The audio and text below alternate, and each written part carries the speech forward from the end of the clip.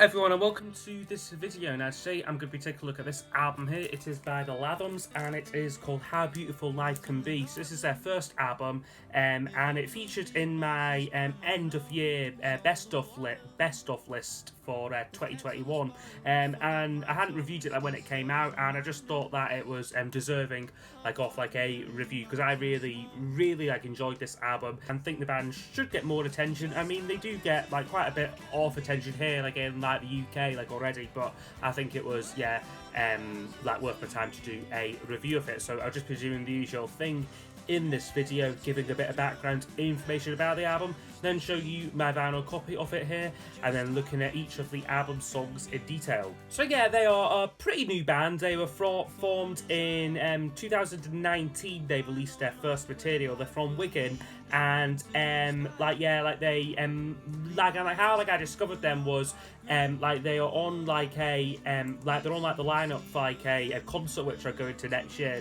It's another Paul Heaton concert, but it's these guys are opening, and then you've got the Proclaimers who should be great fun, and then Paul and Jackie, so I kind of in preparation for that, I just thought, I'll check them out, see what I think of them. And as it turned out, I absolutely loved this album. So yeah, that was how I kind of discovered them. But yeah, they were formed. They first all met in 2017. They formed the band while they were all studying at music college. As part of an assignment, they were kind of put together in a group, and that it must have just been fate. It went so well that they ended up signing to Island Records in 2019, and kind of their first sort of major step on the ladder getting big came in the form of Tim Burgess of the Charlatans, who booked them to play at his Kendal Calling Festival, so that got them a lot more attention and more national exposure.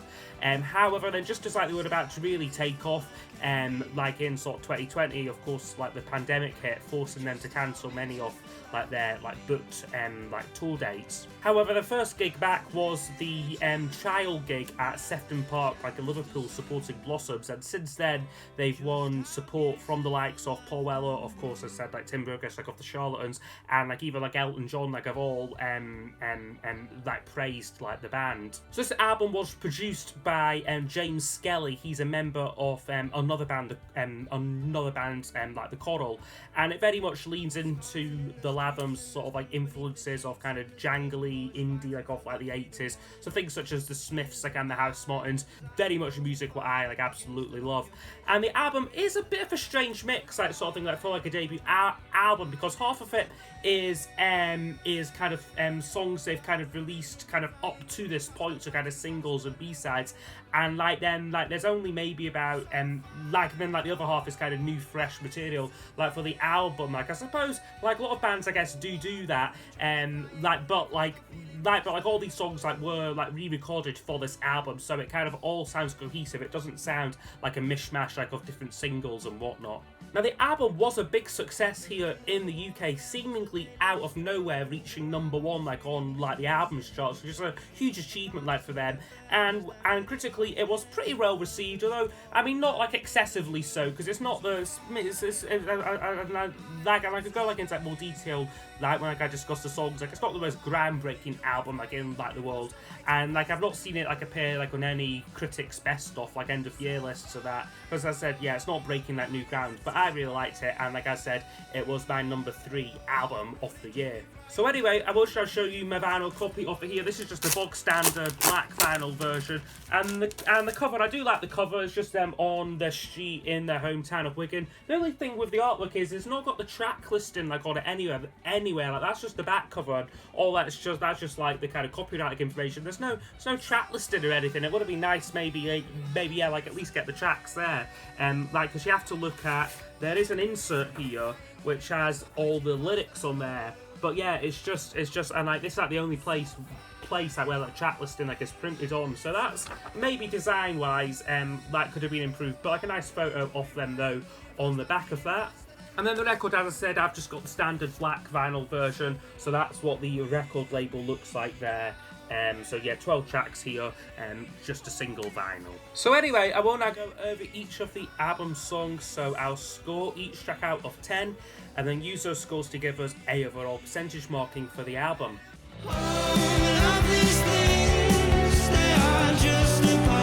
So it kicks off with the song Circles of Faith, which I would give a 9 out of 10 to. Starts very much kind of with guitar work, very reminiscent of like Johnny Marr, and like yeah, it's kind of like lyrically about, I guess, being like at a crossroads like in like your life. He sings on it like when the world is turning, what am I? And like wow, like the nearly so like the opening line or like so like the first verse like ends like with like the line like I struggle talking, that's why I sing to you. So it's quite a personal line, and I guess kind of sets I guess a bit of like the tone like of the album, and kind of off sort of like Alex Moore, like who is like the lead singer and songwriter, like his kind of writing style. But yeah, it is a great opening song, this very kind of like anthemic like in like the chorus, and you can kind of like yeah, it's sort of like all the kind of ingredients kind of come together like on like this song, very much kind of sets out okay, this is who we are, like this is like what we're about, and it's kind of yeah, like it's kind of Wigan accent coming through like quite clearly like in the vocal on this one. So yeah, Circles of Faith, really good song there, would get a 9 out of 10. That I'll get by on the things you like and will be. Next track up is called I'll Get By. Now this is the first song I heard from them, like it was like the music video like which like I watched first, and I really liked it. It's a really fun sort of music video. They're on like kind of like a road trip like up to Blackpool, and it kind of musically very kind of a bit more like acoustic based, this one here, but still quite jaunty. It reminds me quite a lot of Sheep by the House Martins, but lyrically it's a bit more it's certainly not as like kind of political like or anything like that. Like it's more of like a kind of like a confessional love song. He sings like on it like, and I hope you can see all the best parts of me, because you are the one thing I believe that will save me from all this pain. So I really love the song. I think he sings it really well, and it's got a great guitar solo to fit what it fits in like excellently like too. So I'll Get By, another really great song, another 9 out of 10.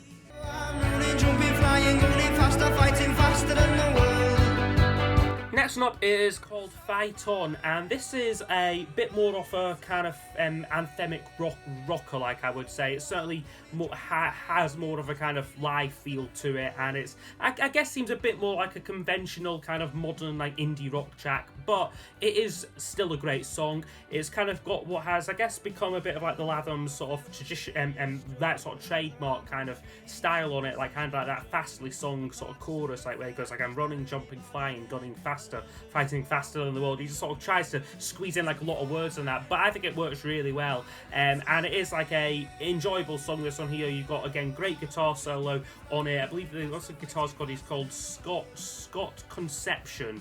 He's called, and yeah, he's like fantastic like guitar player, that uses like a Rickenbacker guitar like as well, which is always like a winner with me. So yeah, Fight On, another great song, will get a 9 out of 10. Just how beautiful life can be. Next up is called How Beautiful Life Can Be, so it's the title track on the album. And this is a kind of very positive, kind of upbeat, so like optimistic kind of like song. It was apparently inspired by something that like his like mum said, that she was kind of I guess kind of comforting him sort of thing, like kind of like during sort of like I think it was like the first like COVID lockdown, and she actually gets like a writing credit like on this song, so probably like a lot of like the stuff like she was kind of telling him maybe filtered its way like into like this song. And kind of I guess most bands of this nature, most kind of modern so like indie bands, they tend to be very serious like in like their songs, and a bit downbeat like these days. So it is quite a like a unique sort of breath of fresh air to hear a song kind of very much kind of celebrating life and that, albeit in a kind of whimsical way. It reminds me a bit of some of Bowie's kind of 60s singles, like sort of like a little bit kind of like sort of like whimsical and a bit nursery rhymey a little bit, like, but still good though. So I would give it like an 8 out of 10 like overall. It's not a go-to track for me. It's not one of my favourites like on the album, but it's not a bad song either. And I think it's a very good song. Like still, I think most bands would kill to have songs like as good as this like on like their album. So yeah, for me it is one of the more middle like off the road tracks like on the album. But yeah, would still get like an 8 out of 10 for How Beautiful Life Can Be.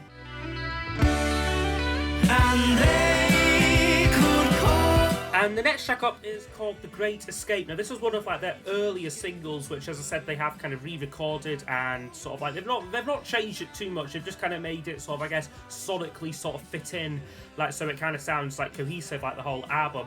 And this is another great song, very kind of jangle pop, like sort of like vibe to it. And lyrically, it's about kind of trying to sort of like escape like from like the world and there. And like there's some quite Morrissey-esque lines on it. Like he sings like on it like, but I've had no luck of late. I've had to abandon the human race once more. Gravity feels like a forgotten force to me.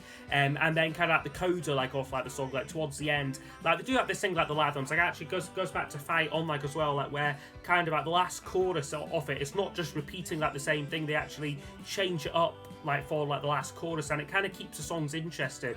And they do that again like with this song, like where like sort of like the coda of it features like the narrator kind of wanting to sort of like return back to the world, but sort of like and like pray that time has been put in reverse. And then as like the great line on it, and like John Lennon shouldn't have died, and like he like repeats a few times like towards the end. And I think it works really well. Again, his vocal, very passionate, like powerful performance there. So yeah, for me, The Great Escape would get a 9 out of 10 as well.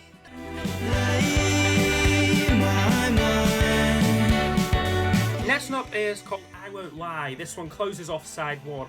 Now this is another upbeat song like on the album, and musically again reminds me a lot like of the House Martins. It's like take your pick of like whatever song of theirs, and it's kind of very similar like that. I think I'm thinking things like We're Not Deep or like The World's on Fire, like that kind of thing.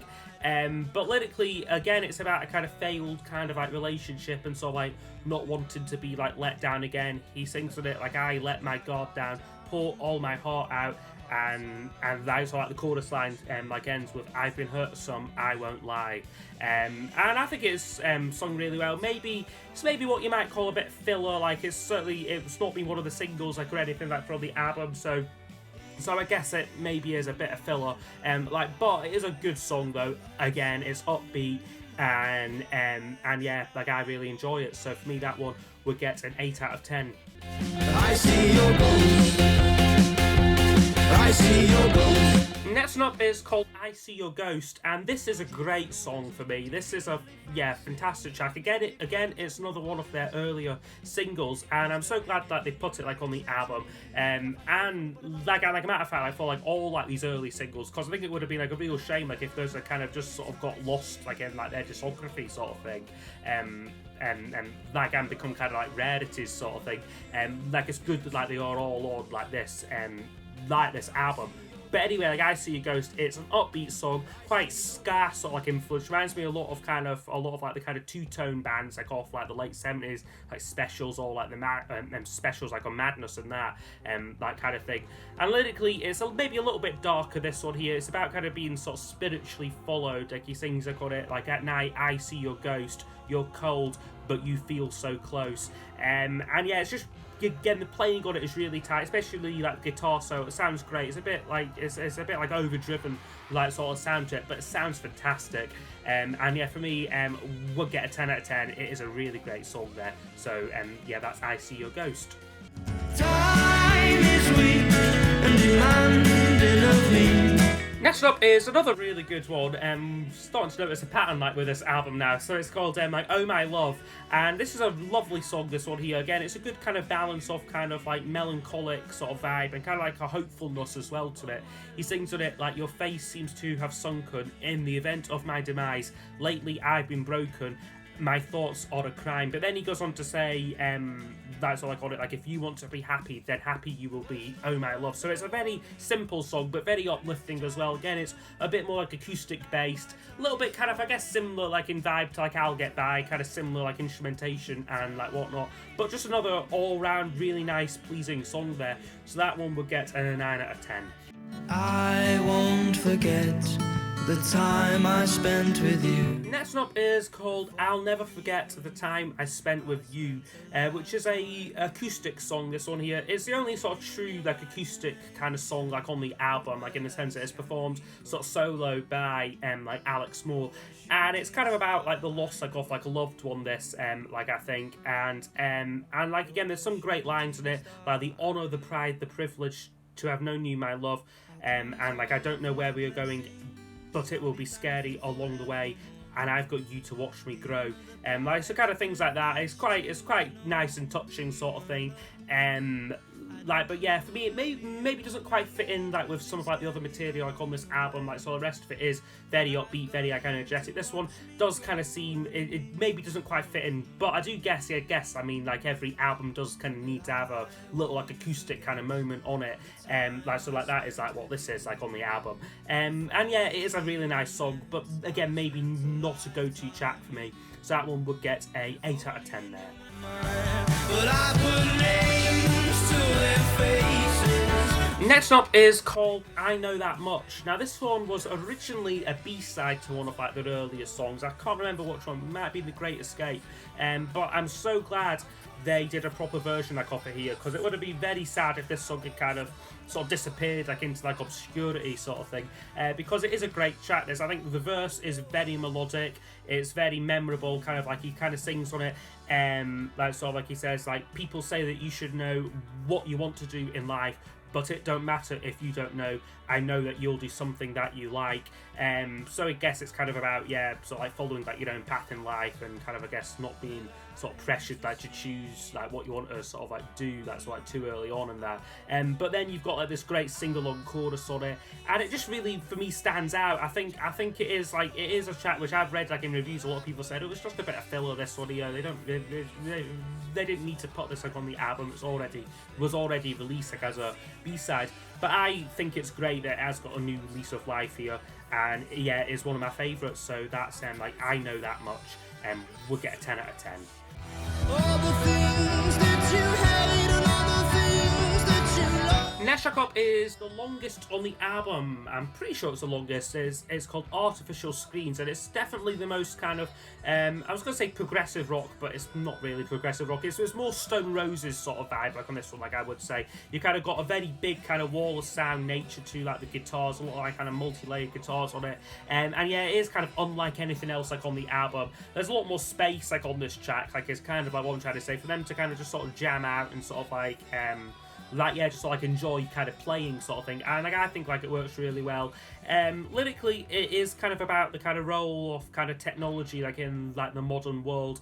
He sings on it like, I think that you are under a spell and you don't even know yourself. Everywhere I go, everyone I see, they're looking down on their artificial screen. So it's something like which I think like more like is like quite kind of passionate about. He's it's sort of like he doesn't like kind of like the way the kind of like modern kind of technology and kind of communications like are going. He certainly kind of prefers sort of face-to-face kind of that communication and that, and yeah, I think that comes through really well like in like the lyrics, and then the band just really play great like on this, especially again like the guitarist like Scott Conception, fantastic guitar work like on here, and yeah, for me we'll get a 9 out of 10.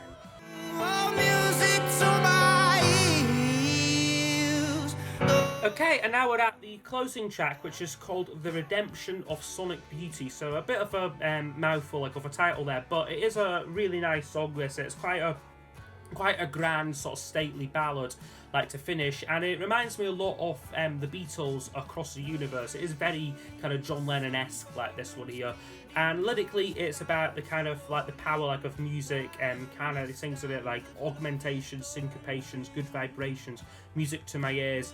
His vocal, Moore's vocal, just really soars like on the track. It's certainly the standout vocal performance like on the album for me. And then once again you get a killer solo like from like Conception. It's kind of like this kind of wah guitar song going on, but then just this awesome solo like to finish off the album. And it is a departure for them. Like they have said that this song that was put on to kind of show that they are not a one-dimensional band. You know, like they can do a lot of different sounds like and styles, and like yeah, for me it really just sort of blew me away like this song. Like when I first heard it, I was not expecting something like this, you know, and I mean perhaps it is a kind of signpost like for album number 2, you know, something a bit more sort of like sort of like varied like in sound, like different textures, because this is a piano based song, you know, and like sort of like kind of like up to this point you've really just heard guitar songs, so it is a really nice one to finish with. And yeah, for me, would get a 10 out of 10. I think it's a really great song.